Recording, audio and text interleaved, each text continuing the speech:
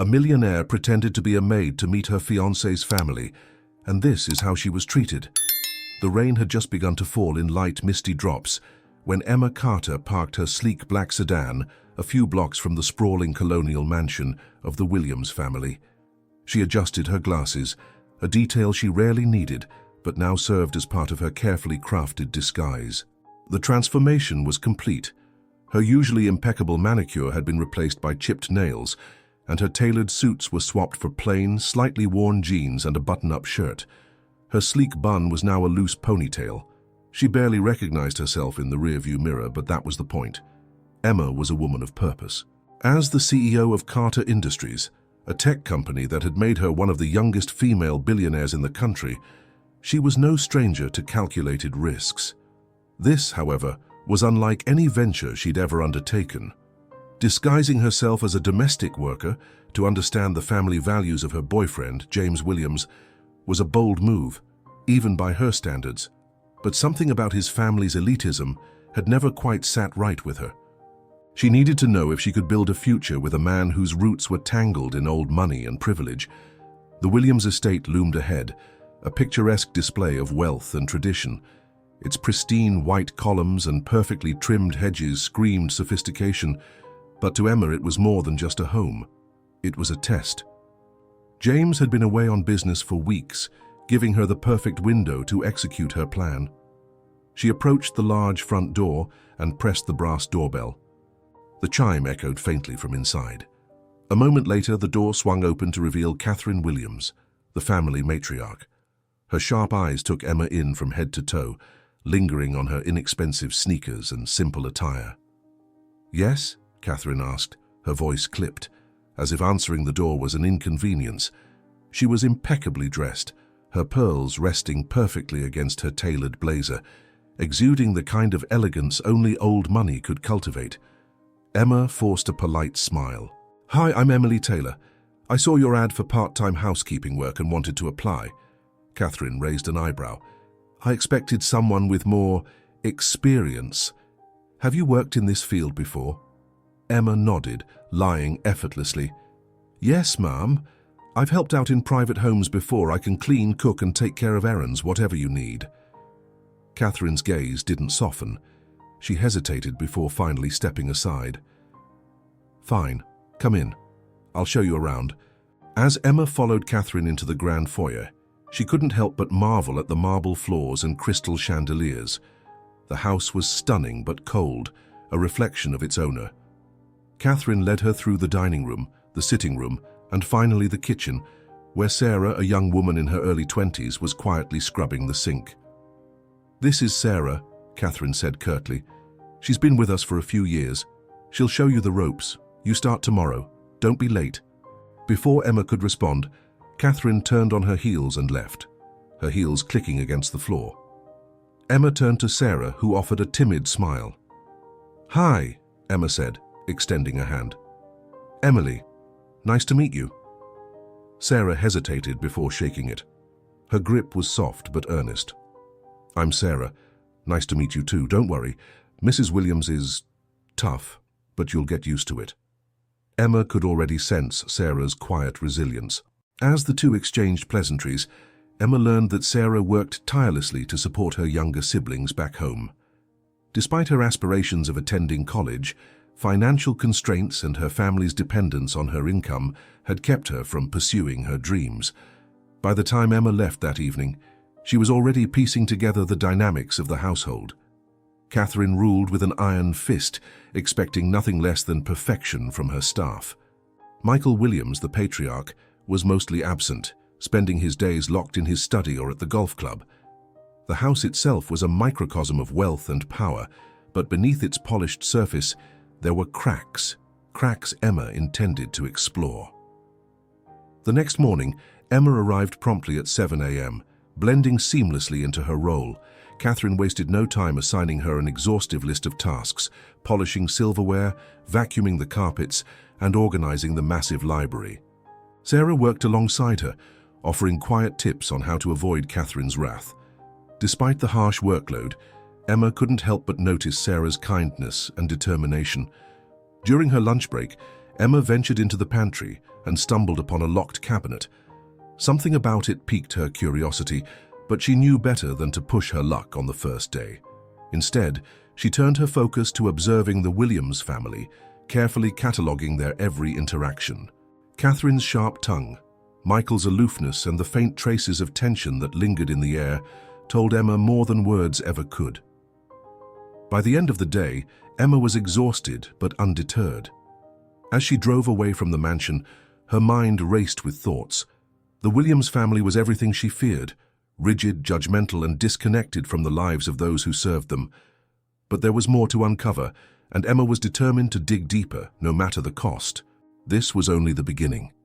Emma's second day in the Williams household began before dawn. The early morning air was cool as she walked up the long driveway, clutching a thermos of coffee she had hastily brewed before leaving her small rented apartment. Today she had to push past the grueling tasks Catherine had set the day before, but she also needed to dig deeper into the family dynamics. The house was already bustling with activity when she arrived. Sarah greeted her in the kitchen, her warm smile a stark contrast to the cold atmosphere of the mansion. Emma noticed dark circles under Sarah's eyes as she silently prepped a tray of breakfast items. "Late night?" Emma asked softly as she tied her apron. Sarah nodded, stifling a yawn. "Mrs. Williams insisted I redo the linen closet. I was up until 2. Emma felt a pang of anger on Sarah's behalf, but kept her voice neutral. "You okay?" Sarah shrugged. "You get used to it." Catherine swept into the room moments later, her sharp gaze immediately landing on Emma. "Emily, the library shelves need dusting before lunch, and don't forget the windows. Those fingerprints are unacceptable." "Yes, ma'am," Emma replied, her tone measured. As Emma got to work, she began to notice small details about the house and its inhabitants. The family photos displayed prominently in the hallways were carefully curated, formal portraits of Catherine and Michael at charity galas, smiling pictures of James during his Ivy League days. Yet there were no candid or warm family moments. Everything was pristine, calculated, perfect on the surface but hollow beneath. Emma's first break of the day came just before noon. She joined Sarah in the cramped corner of the laundry room where the staff ate their meals. Sarah had brought a simple sandwich and a worn paperback, while Emma pretended to nibble on a granola bar. "Do you ever get a day off?" Emma asked, genuinely curious. Sarah shook her head. "Not really. I send most of my paycheck home to help my mom and my little brothers. College feels like a dream I can't afford." The words lingered in Emma's mind long after their break ended. She had grown up with privilege. Her parents weren't billionaires, but they had supported her through school and early career struggles. Sarah's story was different, and it stirred something in Emma. She needed to understand more. Later that afternoon, Emma was cleaning the study when she noticed a drawer slightly ajar in Michael's massive mahogany desk. Inside were neatly arranged folders labeled personnel records. It took every ounce of her willpower to resist opening them. This wasn't the moment, not yet. That evening, Emma stayed late under the pretense of helping Sarah with the dinner service. It was then she witnessed a glimpse of the Williams elitism in full force. Catherine and Michael sat at the head of the dining table, their posture straight, their voices dripping with authority. They barely acknowledged Sarah as she poured wine and served the meal. "You forgot the bread basket," Catherine said sharply, her tone enough to make Sarah flinch. Emma clenched her jaw, forcing herself to remain silent. She wanted to intervene, but knew it wasn't the time. Sarah's expression was blank, a mask of practiced indifference. This wasn't new to her. As Emma cleaned up in the kitchen later, Sarah finally let out a small sigh. "You get used to it," she said, echoing her words from earlier. But Emma knew no one should have to get used to being treated like they were invisible. The night ended with Emma returning to her modest apartment, her mind racing. The Williams family wasn't just out of touch. They were actively dismissive of the people who worked tirelessly to keep their lives running smoothly. Emma made a decision. She would find out what had happened to Sarah's mother, Charlotte. That story, she felt, held the key to unraveling the hypocrisy of the Williams household. Her plan was risky, but she was no stranger to risks. As she fell asleep, she knew one thing for certain. This wasn't just about James anymore. It was about exposing the truth.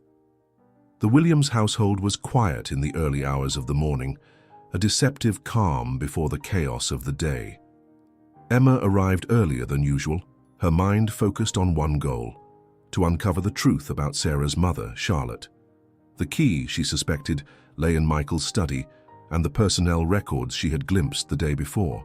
Sarah greeted her in the kitchen with a weary smile. "You're here early." "Couldn't sleep," Emma replied lightly. "Thought I'd get a head start on the day." The two worked in silence for a while, the hum of the dishwasher and the rhythmic chopping of vegetables filling the air. Emma had learned to move efficiently, keeping her head down when Catherine entered the room to bark orders or criticize their work. But her mind was elsewhere, plotting her next move. By mid-morning, Emma found herself in the study again, tasked with dusting the shelves. The door was closed and Michael was out at his usual golf club meeting. Her heart pounded as she approached the desk. With a quick glance over her shoulder, she slid open the drawer and pulled out the folder labeled Personnel Records. Inside, she found files detailing the employment history of every domestic worker the Williams family had ever hired.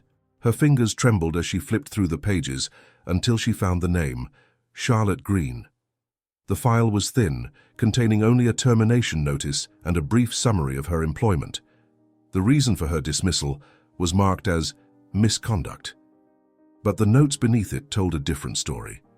Employee expressed concerns about working conditions, accused management of unethical treatment of staff, termination recommended to avoid further disruption. Emma's jaw tightened. Misconduct was a sanitized way of silencing someone who had dared to speak up. She carefully replaced the file, her mind racing. This was more than a family with outdated values. This was a system of control, one designed to protect the Williams' pristine reputation at any cost. Her thoughts were interrupted by the sound of footsteps outside the study. She quickly closed the drawer and grabbed her dusting cloth, pretending to wipe down the desk as Catherine entered. "What are you doing in here?"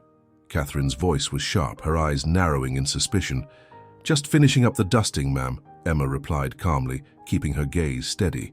Catherine stared at her for a long moment before turning and leaving the room. Emma exhaled slowly, the tension in her chest easing slightly. She had been careful, but Catherine's watchful eye was a reminder that her time in the house was limited. She needed to act soon.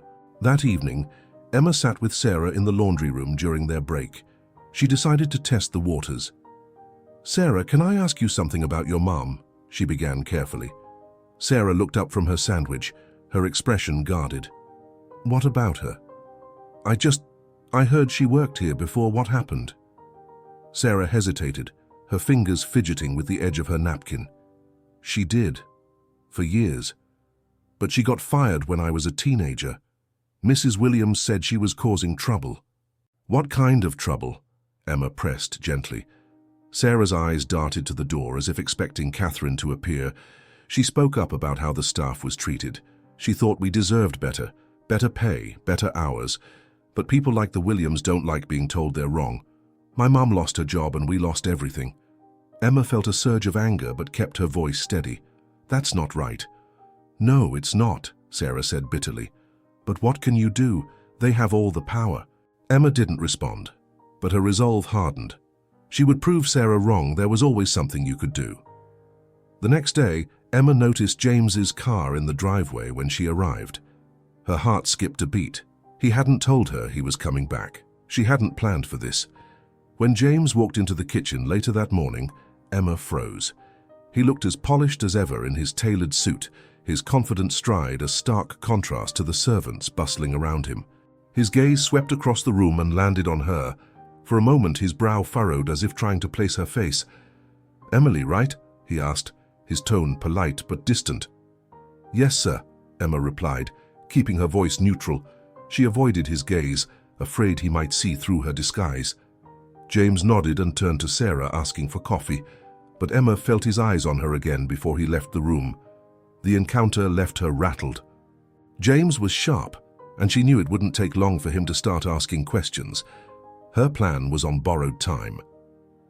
Later that evening, Emma returned to the study. This time, she wasn't just looking for evidence, she was looking for leverage. If she was going to confront the Williams family, she needed to be prepared. Her search turned up more than she expected. Financial discrepancies in the household accounts and emails, that hinted at questionable business practices involving Catherine and Michael. It wasn't just the way they treated their staff, it was how they conducted their entire lives. When Emma left the mansion that night, she felt the weight of what she had uncovered. The Williams family wasn't just hypocritical, they were emblematic of a system that thrived on exploitation. But she wasn't done yet. Not by a long shot. Emma felt the tension in the Williams household rising, like the hum of an approaching storm. James's return had unsettled the carefully constructed rhythm of her plan. His presence made every glance and word feel sharper, more scrutinizing. And Catherine, ever perceptive, seemed to sense the unease, making her instructions even more exacting and her criticisms more biting. By mid-morning, Emma was scrubbing the grand staircase when James walked into the foyer. He paused, leaning casually against the banister. "Emily, right?" he asked, his voice carrying that familiar charm she had grown to love, but now tinged with curiosity. Emma looked up briefly, her heart pounding. "Yes, sir." James studied her for a moment, his gaze lingering. "You seem familiar. Have we met before?" Emma forced a small, polite laugh. "I don't think so, sir." James frowned slightly but didn't press further. "Well, carry on," he said before heading into the study. Emma's hand tightened around the scrub brush as she watched him disappear. She knew his curiosity was piqued, and it was only a matter of time before he connected the dots. The confrontation came sooner than Emma expected. That evening she was in the kitchen helping Sarah prepare for dinner. The air was heavy with the aroma of roasted chicken and garlic. Catherine was in the dining room, arranging the table settings with her usual precision, while Michael sat in the adjacent living room, engrossed in the stock market ticker on the television. James entered the kitchen, his presence immediately commanding attention. "Sarah, could you give us a moment?" he asked, his tone polite but firm. Sarah glanced nervously at Emma, then back at James. "Of course," she said, quickly stepping out. Emma turned to face James, her pulse racing. He crossed his arms, leaning against the counter. "All right, Emily, or should I say Emma?" Her breath caught, but she quickly recovered, meeting his gaze with steady defiance. "What are you talking about?" "You really think I wouldn't recognize you eventually?" he said, his voice low but edged with disbelief. "The hair, the glasses, the clothes, it's not enough to hide who you are."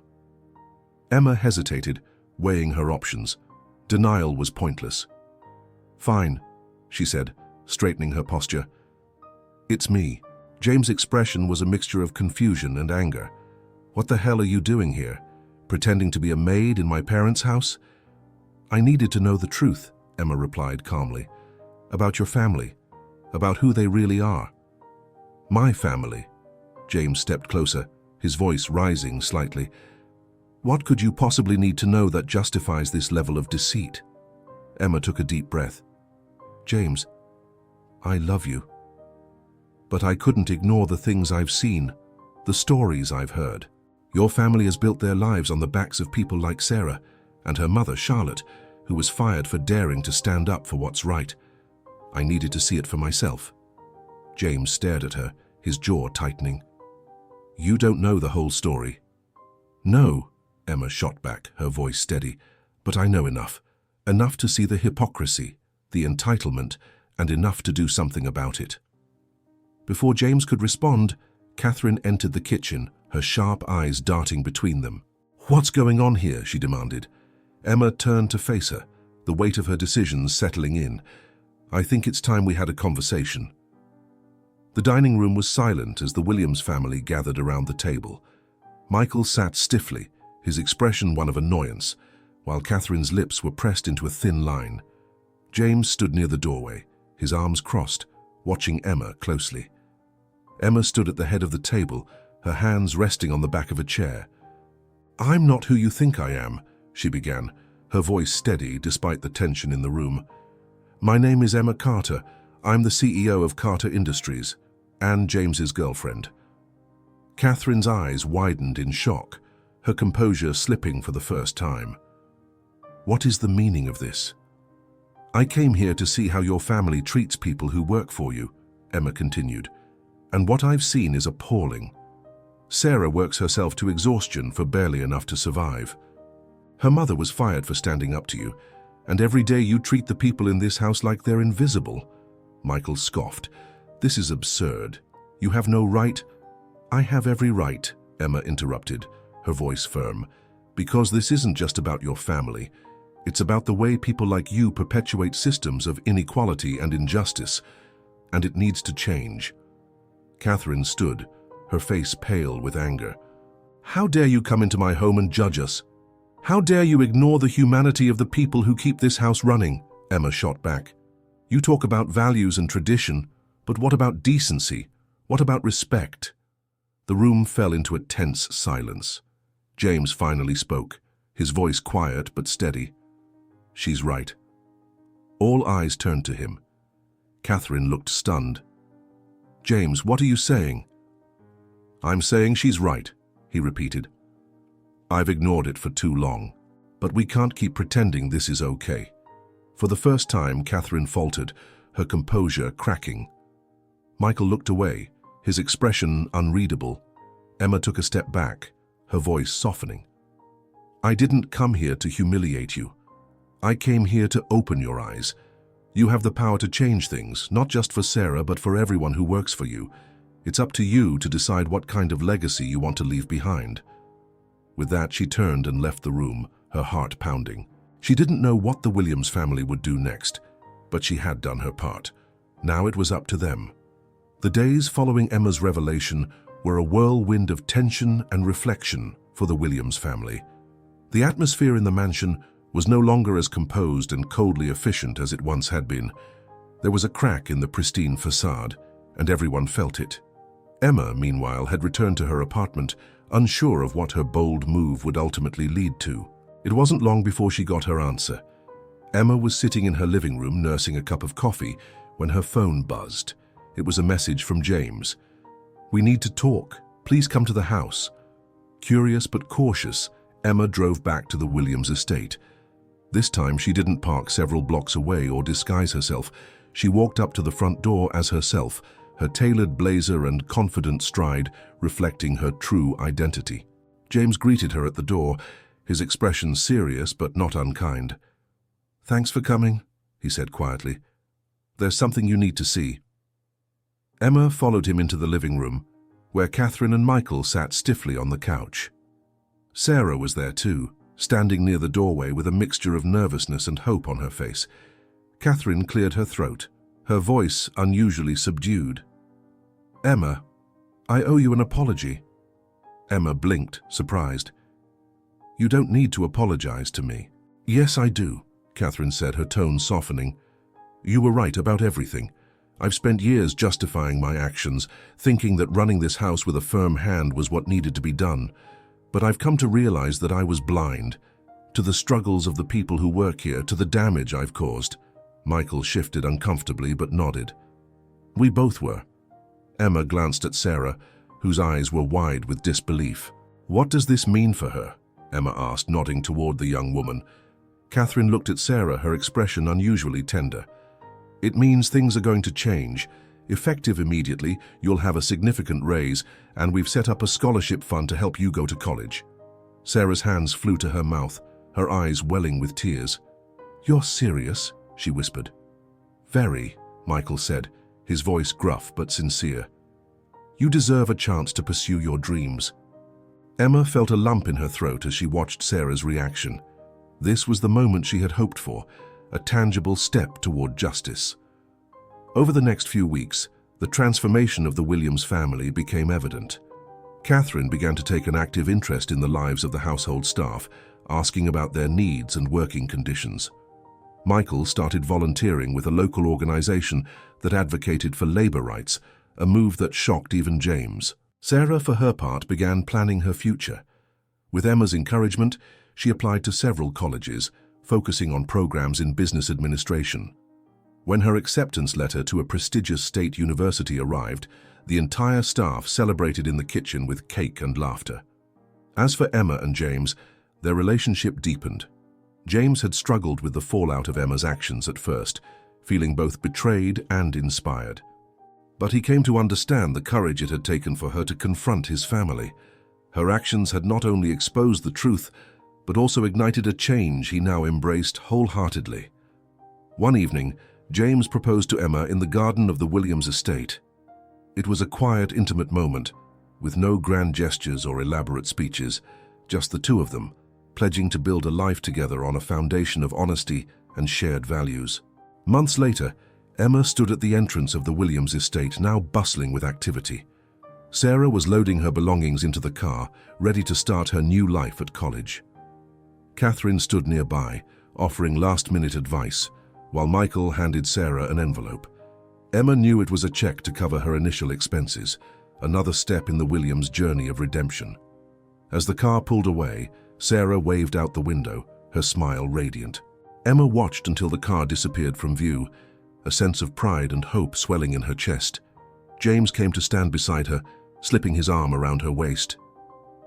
"You've changed this family," he said quietly. "No," Emma replied, her gaze still on the horizon.